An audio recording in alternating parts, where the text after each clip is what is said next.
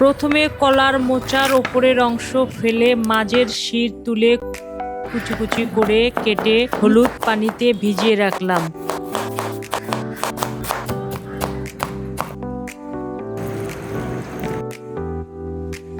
কড়াইয়ে জিরা, ধনে, দারচিনি, তেজপাতা ভেজে গুঁড়া করে নিলাম। এবার সরিষার তেলে আলু ভেজে তুলে রাখলাম। ওই কড়াইয়ে জিরা, শুকনা মরিচ, পেঁয়াজ ভেজে সামান্য পানি দিয়ে আদা রসুন বাটা, হলুদ, লবণ, ভাজা মশলা আর টমেটো দিয়ে ভালোভাবে কষালাম। এবার চিংড়ি, আলু আর কুচানো কলার মোচা দিয়ে কিছুক্ষণ কষিয়ে উষ্ণ গরম পানি দিলাম সিদ্ধ হওয়া পর্যন্ত। শেষে কাঁচামরিচ, ঘি আর ভাজা মশলা দিয়ে নামালাম। গরম ভাতের সঙ্গে খেয়ে মনে হলো সত্যি অমৃত। কলার মোচা একবার এভাবে রান্না করে দেখুন, নিজেই অবাক হয়ে যাবেন।